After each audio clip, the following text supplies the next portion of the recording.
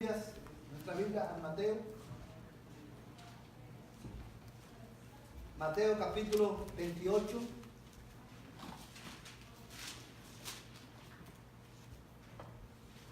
Y vamos a leer, hermano, el verso 18 al 19. Evangelio según Mateo capítulo 28.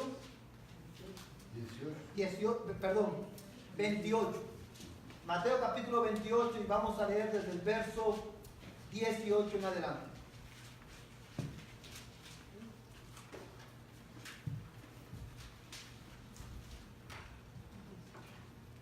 Mateo capítulo 28, verso 18 en adelante. Amén, hermano. Amén. Antes de ir a la palabra del Señor, hermano, y ir al estudio esta noche, en estos minutos que nos quedan, solamente quiero hacer un anuncio, y es recordarles la reunión de parejas, hermanos, matrimonios que vamos a tener el sábado a las 6 de la tarde. No sé cuántos de ustedes se habían recordado que anunciamos que lo íbamos a tener en las instalaciones de la First Baptist, ahí en The Rock, si saben el edificio. Ellos nos llamaron y por un error que hubo en el calendario, no vamos a poder tenerlo ahí, en esa instalación específica, en el lugar donde la íbamos a tener. La vamos a tener ahí en The Rock. Pero en vez de ser en el salón donde siempre donde se hacen todas las actividades, ellos nos dieron el salón donde se reúnen los jóvenes de la iglesia. Y esto es lo que les tiré una foto hoy, hermano, para que ustedes entiendan qué es lo que vamos a hacer el sábado. Ustedes saben, este es el parqueo de Rock, ¿verdad? Esta parte de acá adelante es la puerta principal por la cual todos entran y todo por donde siempre hemos entrado.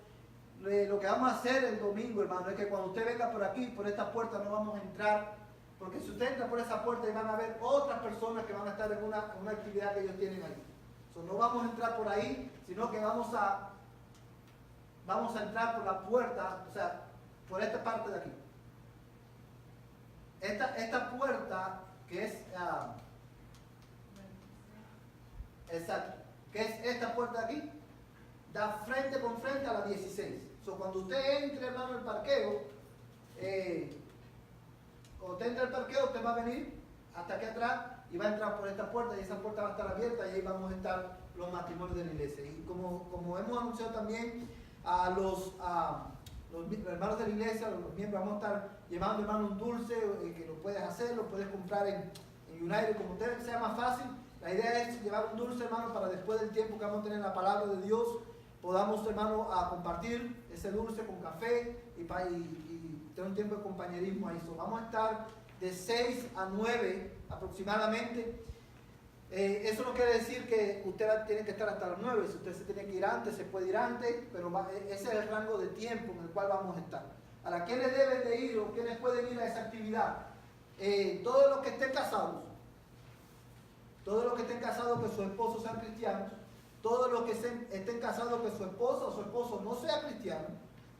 Todos los que estén por casarse. Y todos, hermanos, todos aquellos, si su esposo no puede ir o su esposa no puede ir, usted no deje de ir.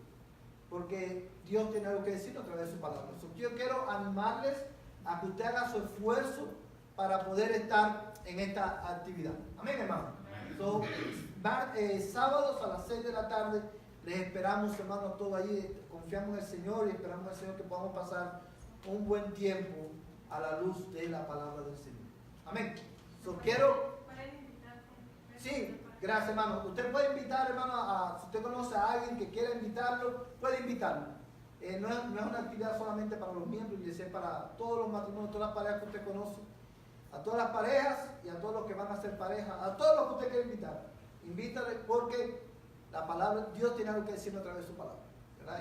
Y va a ser bueno, hermano. Va a ser bueno que como matrimonios oremos juntos y escuchemos juntos lo que Dios tiene que decir a través de su palabra. Yo le hago una pregunta y no quiero que me responda. ¿Cuándo fue la última vez que usted oró por su esposo o por su esposa? Ustedes dos oraron juntos y se sentaron a orar y a reflexionar en la palabra de Dios. Esto es una buena oportunidad, hermano, y vamos a tener en julio, o sea, el sábado, y la próxima la vamos a tener en agosto. Así que ore, hermano, para que pueda ser de bendición para su vida y para la vida de la iglesia. Hoy vamos a continuar, hermano, y hoy vamos a estar hablando acerca del reino proclamado. Y quiero que leamos juntos Mateo capítulo 28, versos 18 en adelante. Y dice la palabra de Dios de esta manera. Y acercándose Jesús les habló diciendo: toda potestad, toda autoridad me ha sido dada en el cielo y en la tierra. Id pues y haced discípulos de todas las naciones, bautizándolos en el nombre del Padre y del Hijo y del Espíritu Santo, enseñándoles a guardar todo lo que os he mandado. Y he aquí, yo estoy con vosotros todos los días hasta el fin del mundo. Vamos a leer, hermano, el verso 20 nuevamente. Dice: enseñándoles a guardar todo lo que os he mandado. Y he aquí, yo estoy con vosotros todos los días hasta el fin del mundo. Y quiero que grabes esto en tu mente, porque al final de este estudio te va a poder entender mejor lo que Jesús quiere decir en este versículo. Ahora, la semana pasada veíamos el reino presente. ¿Se recuerdan de eso, hermano? De cómo el reino de Dios se hizo presente ¿en quién? En Cristo. Y cuando Cristo predicaba a las personas, ¿cuál era el mensaje que Cristo proclamaba? Arrepentíos y convertíos, porque el reino de Dios se ha acercado. Y también Jesús dijo: si por el dedo de Dios yo echo fuera demonios, el reino de Dios se ha llegado a vosotros. Estuvimos hablando de eso, y hoy vamos a estar hablando acerca de ese reino proclamado, ya no presente sino proclamado. Y lo primero que quiero que veamos, hermano, es qué es el reino de Dios. El concepto del reino de Dios que hemos visto durante esta semana es: el reino de Dios es el pueblo de Dios en el lugar de Dios, bajo el gobierno y la bendición de Dios. Es un concepto bíblico y sencillo, fácil de memorizar de qué es lo que es el reino de Dios. El reino de Dios, hermano, no es un concepto místico de los cristianos. El reino de Dios es el pueblo de Dios. ¿Y el pueblo de Dios quién es? Es la iglesia, ¿verdad? En el lugar de Dios, bajo el gobierno y la bendición de Dios.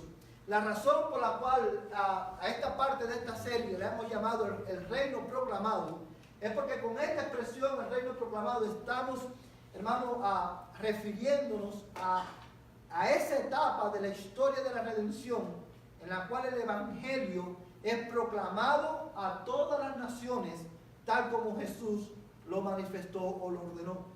Antes de Jesús partir, hermano, él dejó una misión muy clara a la iglesia.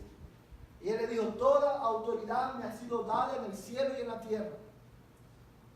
Por tanto, porque yo tengo toda la autoridad en el cielo y en la tierra, vayan y hagan discípulos. Y dice, hermanos, el verso 19: id pues y haced discípulos de todas las naciones. Lo que Jesús tenía en mente era, hermano, y el propósito redentor de Dios no era solamente extender el pueblo en su reino en Israel, sino que todas las naciones pudieran oír del magnífico, del glorioso nombre del Señor Jesucristo. Porque la salvación no era solamente para los judíos, la salvación era para judíos y gentiles. Muchas personas piensan que porque los judíos rechazaron a Cristo, entonces el plan B de Dios fueron los gentiles, salvar a los gentiles, porque los judíos rechazaron a Cristo. Pero eso no es cierto.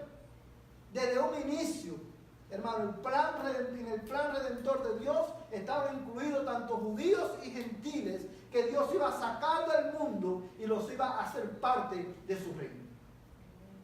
O sea, la iglesia o los gentiles no éramos, hermanos, no fuimos plan B en el programa de Dios. Esta etapa de la historia de la redención precisamente se llama el reino proclamado, se ha denominado así, porque es el tiempo donde el evangelio, hermanos, sería proclamado a todas las naciones, para que gente de toda tribu, lengua y nación pudieran escuchar el mensaje de salvación.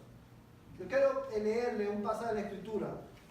Quiero ver si mi memoria no me falla. Apocalipsis 7. A ver.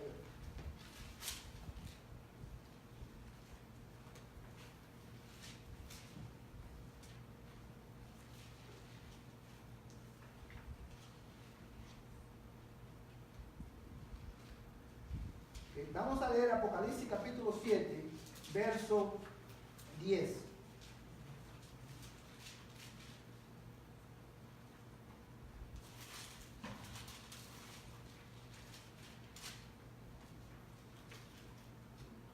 Amén. Vamos a leer el verso 9 y el verso 10. Y mira cómo lo presenta el último libro de la Biblia, Apocalipsis 7, versos 9 y 10.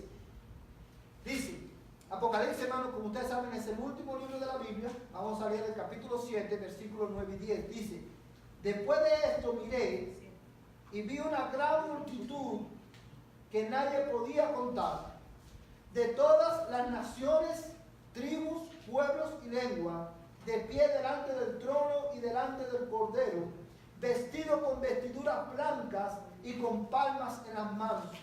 Y clamaban a gran voz diciendo, la salvación pertenece a nuestro Dios, que está sentado en el trono y al Cordero. Y todos los ángeles estaban estaban de pie alrededor del trono y alrededor de los ancianos y de los cuatro seres vivientes, y cayeron sobre sus rostros delante del trono y adoraron a Dios diciendo, amén. La bendición, la gloria, la sabiduría, la acción de gracias, el honor, el poder y la fortaleza sean a nuestro Dios por los siglos de los siglos. Amén. So, esta visión que Juan tiene, que él escribe, hermano, es significativa, nos ayuda a entender el plan de Dios de redención. Porque Juan ve personas de toda tribu, lengua y nación delante del trono, adorando a Jesús, adorando al Cordero de Dios. ¿Y qué era lo que ellos clamaban? O sea, la salvación pertenece a nuestro Dios, que está sentado en el trono y al Cordero. ¿Se da cuenta, hermano? Y esto nos ayuda a entender que el propósito de Dios no fue originalmente, como algunos piensan, salvar a los judíos solamente, sino a personas de toda tribu, lengua y nación que se arrepintieran de su pecado y creyeran que Jesucristo es el Señor, el Salvador del mundo. Ahora bien, amados hermanos, hay una de las cosas fundamentales en esta etapa del reino de Dios, de la historia de redención, una de las cosas que por las cuales se caracterizan este tiempo, es que durante esta etapa, hermano, nosotros podemos ver que en Jesús se cumplen todas las promesas hechas por Dios. Todas las promesas del Antiguo Testamento, todas las promesas hechas por Dios se cumplen en la persona de Jesús. Él es el cumplimiento, hermano, de todo lo que el Señor había prometido en el Antiguo Testamento. Y también durante este tiempo podemos ver que todo el Antiguo Testamento, como todo el Antiguo Testamento apunta a Jesús como el Mesías, el Rey prometido de Dios. El Señor promete restaurar su reino, establecer su reino en la tierra, y el Señor promete un nuevo rey, un rey, hermano, por excelencia. Y a través de esta etapa del reino de Dios, donde el reino es proclamado y el evangelio es proclamado a todas las naciones, hermano, se confirma una vez más que Jesucristo es ese rey prometido por Dios. Ya nosotros no tenemos que esperar otro rey. Nuestro rey es Jesús. Y cuando nosotros decimos que nuestro rey es Jesús, lo que estamos diciendo, hermano, es que Jesús gobierna nuestras vidas. Nosotros ya no nos pertenecemos a nosotros, porque nosotros los cristianos hemos sido comprados por la sangre de Cristo. Ahora pertenecemos a Dios y Él gobierna sobre nuestras vidas, ¿verdad?, a través de su palabra. Ahora bien, mira conmigo dos pasajes de la Escritura.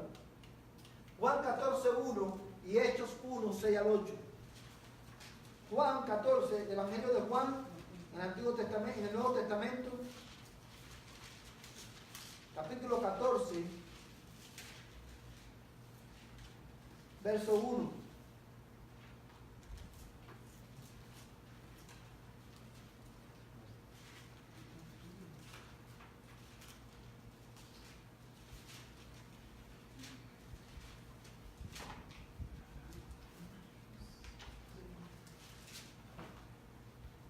Amén. Dice la palabra del Señor, hermano, no se turbe vuestro corazón, creed en Dios, creed también en mí.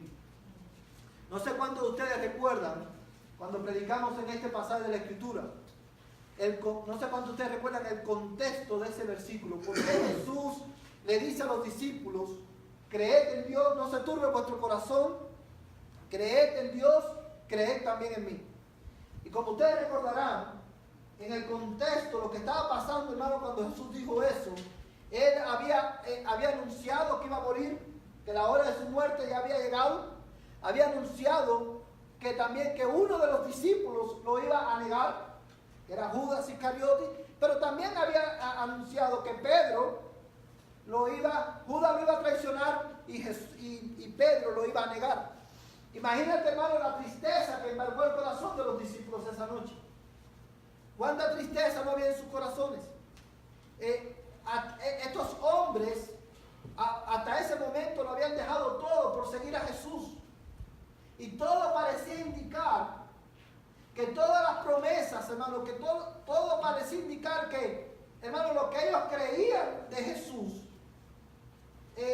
por lo cual ellos lo habían dejado todo, realmente a lo mejor Jesús no era, porque qué clase de rey es aquel, o qué clase de Mesías es aquel que establece su reino muriendo. Nadie esperaba, los discípulos no esperaban quizás que Jesús muriera.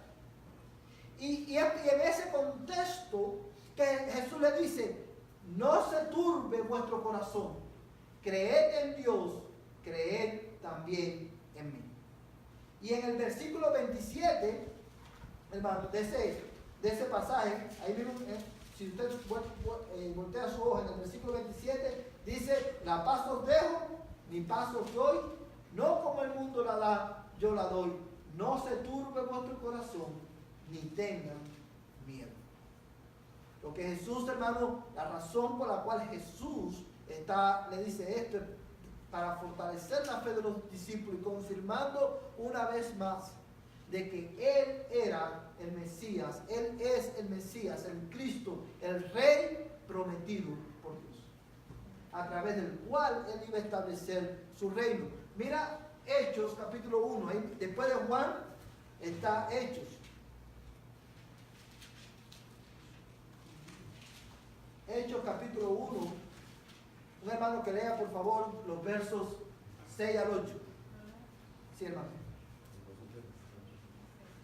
Entonces los que se habían reunido le preguntaron diciendo, Señor, ¿restaurarás el reino a Israel en este tiempo? Y les dijo, no os toca a vosotros saber los tiempos, a los sazones que el Padre puso en su sola potestad, pero recibiréis poder cuando haya venido sobre vosotros el Espíritu Santo, y me seréis testigos en Jerusalén, en Judea, en toda Judea, en Samaria y hasta el último de la tierra. Amén. Fíjate, hermano, este pasaje, vamos a leerlo con detenimiento. Jesús muere, al tercer día resucita y asciende después de unos cuantos días, asciende al cielo. Pero antes de ascender al cielo, los discípulos le preguntan a Jesús y les dice, en el verso 6, entonces los que estaban reunidos le preguntaban diciendo, Señor, ¿restaurarás en este tiempo el reino de Israel? ¿Qué es lo que te dice eso, hermano? Los discípulos no habían entendido todavía a plenitud cuál era la misión de Jesús. Porque ellos lo que tenían en su mente es que Jesús, si Él era verdaderamente el Mesías, Él iba a restaurar, ¿qué cosa? ¿El reino de qué? Sí, pero en la mente de ellos, hermano, sí, el reino terrenal, ellos pensaban que el Mesías venía a restaurar el reino de Israel. Y no es a eso lo que Jesús vino. Él vino a establecer no el reino de Israel, sino el reino de Dios. Por eso es que le dice, hermanos, no os corresponde a vosotros saber los tiempos ni las épocas que el Padre ha fijado con su propia voluntad.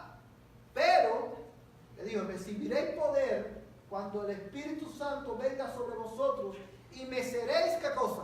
Testigos en Jerusalén, en toda Judea, Samaria y hasta los confines de la tierra. Amados hermanos, y esto es lo que le da comienzo a esta etapa, hermanos, del reino proclamado. A partir de este momento, a partir de Hechos de los Apóstoles y todas las cartas de Pablo y las cartas de Pedro y de Juan y de Santiago y de Judas, cubren, hermanos, esta etapa del reino de Dios. Desde Hechos de los Apóstoles hasta la última carta del Antiguo Testamento, narran esta época de la historia de la redención. Y Hechos, como ustedes saben, narra, hermano, cómo el Señor extendió su reino a través de la iglesia en el mundo. Y cómo fue que Dios, hermano, qué fue lo que Dios usó para que el Evangelio saliera de Jerusalén y fuera a todas las naciones. Ahora bien, una cosa que nosotros tenemos que tener en cuenta es que cuando Jesús habló de su reino, Él habló de su reino, podemos decir de esta manera, en dos dimensiones. El reino ahora, pero todavía no. El reino ahora, pero todavía no. Esas son, por decir algunas, las dos dimensiones, hermano, en las que Jesús habló de su reino. ¿Y qué significa eso? Eso significa que Jesús habló de su reino como una realidad presente durante su ministerio terrenal, pero también habló de su reino como algo que debemos esperar. Y es por eso que lo hemos denominado así el reino ahora, porque mientras Él estuvo en la tierra, hermano, el reino de Dios Dios estuvo entre nosotros. Él habitó entre nosotros. Él vino a establecer su reino que ya había llegado con Él. Junto con Jesús llegó su reino a la tierra. El establecimiento de su reino. Pero el reino de Dios, aunque era algo que estaba presente, todavía era algo que nosotros los creyentes debemos de esperar, que está por venir también. Vamos a buscar dos textos bíblicos. Lucas capítulo 11, verso 22. Lucas capítulo 11, verso 22.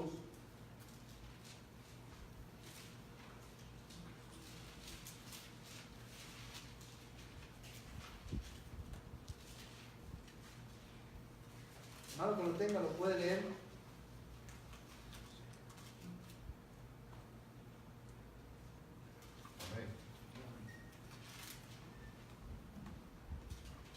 Pero cuando uno más fuerte que lo ataca y lo vence, le quita todas sus armas en las cuales había confiado y distribuye su botín. Ok, lee, hermano, por favor, desde el verso 20 hasta el verso 23, por favor. Pero si yo voy por el dedo de Dios, echo fuera los demonios, entonces el reino de Dios ha llegado a vosotros. Cuando un hombre fuerte, bien armado, custodia su palacio, sus bienes están seguros, pero cuando uno más fuerte que lo ataca y lo vence, le quita todas sus armas en las cuales había confiado y distribuye su botín. Fíjate, hermano, aquí este pasaje lo vimos la semana pasada, y este pasaje ilustra qué fue lo que Jesucristo hizo. Él vino, hermano, y destruyó, él ató ¿a quién? Al hombre fuerte, y le quitó, ¿qué cosa? Su botín. Y habla, hermano, ¿de qué? Del establecimiento del reino de Dios en la tierra a través del ministerio de Jesús. Ahora, fíjate en una palabra que Jesús usa, porque aquí hay una analogía. En el verso 22 dice: pero cuando a uno más fuerte que él lo ataque y lo vence, le quita todas sus armas en las cuales había confiado y destruye su botín. Dice, el que no está conmigo, contra mí está, el que conmigo no recoge, desparrama. Amados hermanos, y eso es precisamente cuando Cristo murió en la cruz del Calvario. Él, hermano, venció, Él estableció su reino, hermano, y ahí, hermano, estableciendo su reino, el reino de las tinieblas fue, hermano, reprimido, fue destruido. Dice la palabra de Dios, Pablo, escribiéndole a la iglesia de los Colosenses, si mal no recuerdo, le dice que Cristo triunfó, hermano, exhibió públicamente a los principados de las potestades en la cruz del Calvario, dice, triunfando sobre ellos en la cruz. Es por eso que ya el diablo no tiene poder ni autoridad sobre los hijos de Dios, porque él es un enemigo vencido. Dice la Biblia, hermano, que él, hermano, ha sido pisoteado. La cabeza de la serpiente fue herida para siempre. Y eso lo logró Jesús a través del establecimiento de su reino. Apunte Mateo 25, por cuestión de tiempo, hermano, no lo vamos a leer. Quiero que hablemos un poquito del Pentecostés. ¿Cuántos de ustedes están relacionados con este pasaje? El Pentecostés. ¿En qué parte de la Biblia está este relato? Capítulo 2 de Hechos, ¿verdad? Ahora, ¿qué es lo que narra el Pentecostés? Cuando el Espíritu Santo se derrama sobre los discípulos después que Cristo asciende al cielo. Ahora, quiero que veamos algunas cosas importantes acerca del Pentecostés y cómo el Pentecostés es un evento fundamental en esta etapa de la historia de la redención, en la etapa donde el reino de Dios es proclamado. Pero antes de ver esos detalles, yo quiero preguntarle algo. Cuando usted escucha la palabra Pentecostés, ¿qué es lo primero que viene a su mente? ¿Con qué usted lo asocia? Una fiesta. ¿Fiesta? ¿Qué más? Cuando hablan en lenguas, ¿qué más? Generalmente cuando nosotros oímos el término Pentecostés, generalmente lo asociamos siempre con el derramamiento del Espíritu Santo y con cuando los discípulos empezaron a hablar nuevas lenguas. Pero el Pentecostés es más que eso. Y tiene gran importancia para la iglesia. Yo quiero que veamos algunos textos bíblicos esta noche. Quiero que veamos, en primer lugar, Lucas capítulo 24, versos 45 al 49. Lucas capítulo 24, versos 45 al 49. Hermano que lo tenga, por favor, si lo puede leer.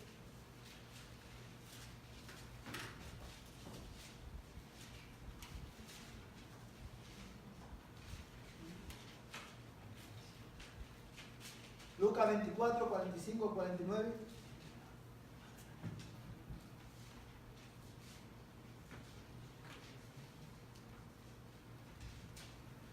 Amén.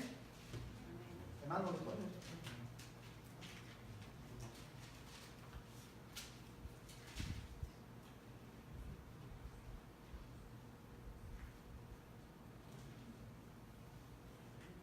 Lucas 24, 45 al 49. Dice así. Entonces les abrió el entendimiento para que comprendiesen las Escrituras y les dijo, así está escrito y así fue necesario que el Cristo padeciese y resucitase de los muertos al tercer día, y que se predicase en su nombre el arrepentimiento y el perdón de pecados en todas las naciones, comenzando desde Jerusalén. Y vosotros sois testigos de estas cosas. He aquí, yo enviaré la promesa de mi Padre sobre vosotros, pero quedaos vosotros en la ciudad de Jerusalén hasta que seáis investidos de poder desde lo alto. Amén. Fíjate, hermano, lo que Jesús está diciendo aquí. Jesús está ya casi al partir, al ascender, y él le dice a sus discípulos, en el verso 45, mira lo que dice este pasaje, hermano. Entonces, Lucas cuando escribe, inspirado por Dios, incluye este detalle en su relato, y es muy importante. Dice, entonces les abrió la mente para que comprendieran ¿qué cosa? Las Escrituras. ¿Qué te dice eso, hermano? Hermano, ese versículo por sí mismo habla de la necesidad que nosotros tenemos de que Dios abra nuestra mente, la mente de los hombres, para que, hermano, podamos comprender ¿qué cosa? Las Escrituras. ¿Por qué nosotros necesitamos que Dios abra la mente de los hombres para que los hombres podamos comprender las Escrituras? Por el efecto del pecado en la mente de los hombres. Porque nosotros hemos nacido con una naturaleza pecaminosa. El pecado dañó el entendimiento del hombre. Al punto de que eso significa que el hombre nace inhabilitado para poder comprender, para poder conocer a Dios por sí mismo. A menos que Dios le abra la mente, a menos que Dios abra los ojos de su corazón, a menos de que Dios, hermano, le quite la venda de los ojos, los hombres nunca podríamos entender las Escrituras. Por el efecto del pecado en el corazón, en la mente del hombre. El pecado afectó también las emociones de los hombres. ¿En qué sentido? En que nosotros fuimos creados ¿para qué? Para glorificar a Dios y disfrutarlo para siempre. Pero una vez que el pecado entró al mundo y nacimos con esa naturaleza pecaminosa, ya lejos de amar a Dios, la tendencia natural del hombre, ¿cuál es? Odiar a Dios, rechazar a Dios, alejarse de Dios. Y el pecado no solamente afectó la mente, el entendimiento, no solamente afectó las emociones del hombre, sino que también afectó ¿qué cosa? Su voluntad. Es por eso que el hombre, dice la Biblia, que es ¿qué cosa? El hombre sin Cristo, el hombre nace como esclavo ¿de qué? Del pecado. Y de esa esclavitud y de esa ceguera espiritual, solamente Jesucristo nos puede librar. Solamente en Él hay poder. Porque Él venció al diablo, hermano, en la cruz del Calvario. Es por eso que Él, hermano, solamente Él, porque Él es Dios, Él puede abrir nuestras mentes para que podamos entender claramente las Escrituras. Y eso es una verdad que no quería pasar por alto. El verso 46 dice, y les dijo, así está escrito, que el Cristo padeciera y resucitara de entre los muertos al tercer día, y que en su nombre se predicara el arrepentimiento para el perdón de los pecados a todas las naciones, comenzando desde Jerusalén. Vosotros sois testigos de estas cosas. Amados hermanos, en el verso 46 nosotros tenemos la esencia del mensaje del Evangelio. El mensaje que nosotros como iglesia estamos supuestos a predicar al mundo. Y este es el mensaje, que Cristo vino al mundo para salvar pecadores.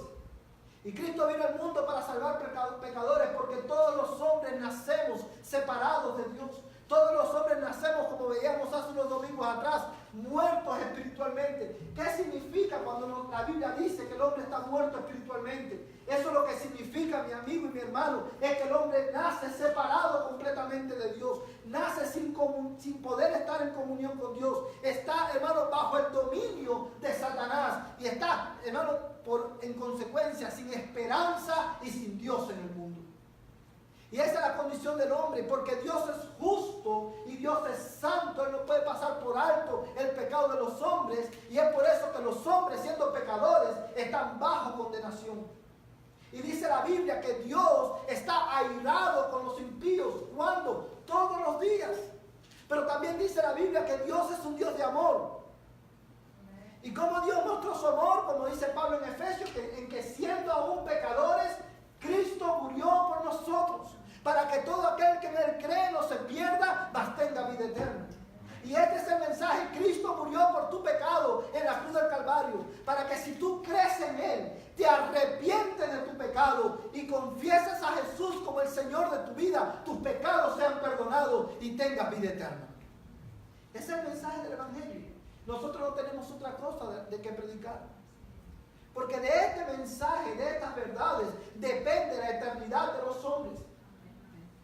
Es de estas verdades.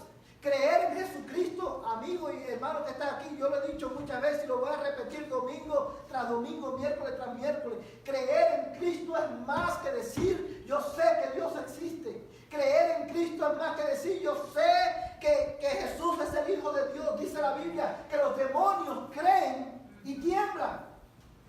Creer en Cristo es saber que Jesucristo es suficiente para salvarte. Y que tú descansar solamente en Él para tu salvación. Es creer en Cristo para salvación. Y confesar a Jesús como el Señor de tu vida es más que decirlo, yo confieso que Jesús es Señor.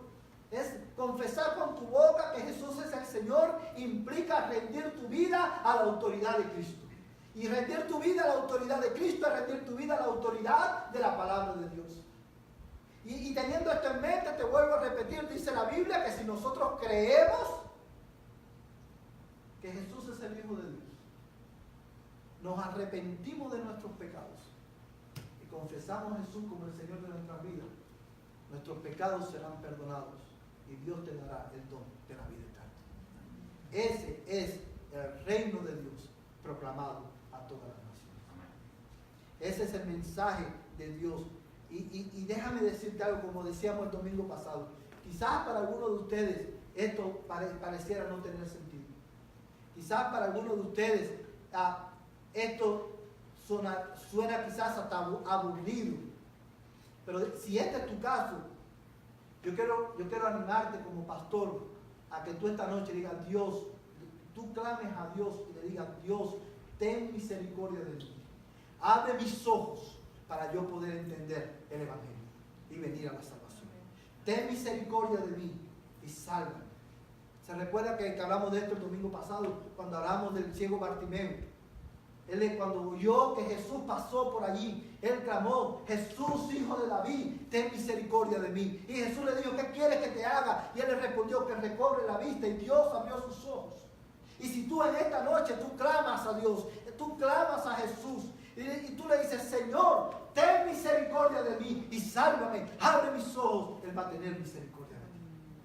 Porque Él es el Dios de toda misericordia.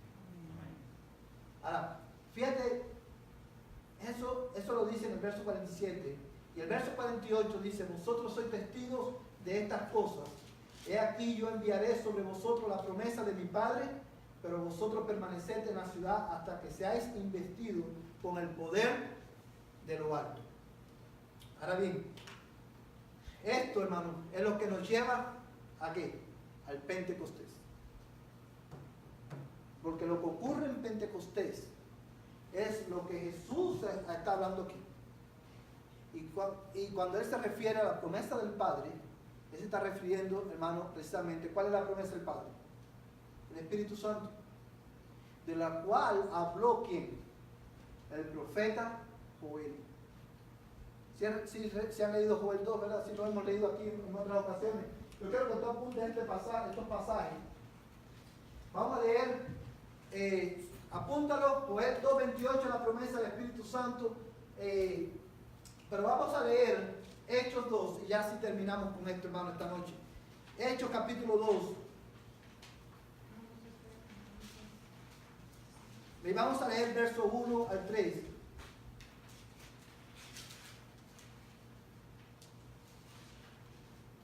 Amén. Hechos 2 del 1 al 3. Y después vamos a leer del 5 al 13. Dice Hechos 2 del 1 al 3. ¿Todos lo tienen, hermano? Después de Juan está Hechos capítulo 2, verso del 1 al 3.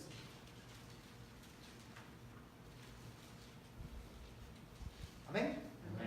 Dice la Biblia, cuando llegó el día del Pentecostés, el Pentecostés era una fiesta judía, hermano, que era una de las fiestas más importantes que tenían los judíos. Dice, cuando llegó el día del Pentecostés, estaban todos juntos en un mismo lugar. De repente vino del cielo un ruido como el de una ráfaga de viento impetuoso que llenó toda la casa donde estaban sentados. Y se les aparecieron lenguas como de fuego, que repartiéndose se posaron sobre cada uno de ellos. Vamos a leer ahora el verso 5. Y habían judíos que moraban en Jerusalén, hombres piadosos, procedentes ¿de dónde? De todas las naciones bajo el cielo.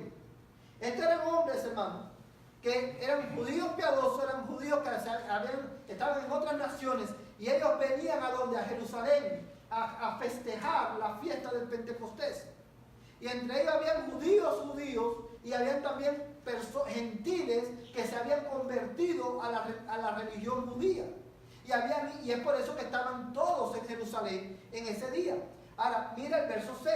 Y al ocurrir este estruendo, la multitud se juntó y estaban desconcertados porque cada uno los oía hablar en su propia lengua. Y estaban asombrados y se maravillaban diciendo, mirad, ¿no son galileos todos estos que están hablando? ¿Cómo es que cada uno de nosotros los oímos hablar en nuestra lengua en la que hemos nacido? Partos, medos y elamitas, habitantes de Mesopotamia, de Judea, de Capadocia, del Ponto y del Asia, y de Frigia, de Panfilia, de Egipto y de las regiones de Libia alrededor de Cirene, viajeros de Roma, tanto judíos como prosélitos. ¿Quiénes eran los prosélitos? Los gentiles que se habían convertido a la religión judía. Tengan en cuenta que estos judíos, estos gentiles que se habían convertido a la religión judía, no eran cristianos. Ellos eran, ¿qué cosa? Judíos, se habían convertido a la religión judía. Y dice, hermano, el verso 11, cretenses y árabes, les oímos hablar en nuestros idiomas de las maravillas, ¿de quién? De Dios. Todos estos estaban asombrados y perplejos diciéndose unos a otros, ¿qué quiere decir esto? Pero otros se burlaban y decían, están borrachos. Entonces Pedro, poniéndose en pie con los 11, alzó la voz y le declaró, varones judíos y todos los que vivís en Jerusalén, sea esto de vuestro conocimiento y prestad atención a mis palabras, porque esto no es tan borracho como ustedes suponéis, pues apenas es la hora tercera del día, sino que esto es lo que fue dicho ¿por quién? Por el profeta Joel, que es la promesa de la que está aquí en Joel 2.28. Ahora, Joel 2.28 se cumplió ¿dónde, hermano? En Pentecostés. Ya no tenemos que esperar más por esa promesa, porque ya esa promesa se cumplió y es lo que le da inicio a esta etapa de la historia de la redención del reino proclamado. Y fíjate, hermano, ¿cuál fue el propósito? Las lenguas que se hablaron en Pentecostés, como ustedes saben, no eran lenguas como muchos dicen hoy que eran. Estas lenguas eran como idiomáticas. Te está diciendo, hermano, desde el verso 9 en adelante te dice cuáles fueron las lenguas que se hablaron. ¿Y cuál era el propósito, hermano, de ellos? Proclamar el Evangelio.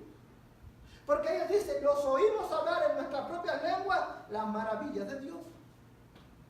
Y ves cómo, hermano, Dios, la razón por la cual Dios le da, hermano, el Espíritu Santo a los creyentes, es para que los creyentes, una de las razones, hermano, una de las funciones del Espíritu Santo es capacitar al creyente, ¿para qué?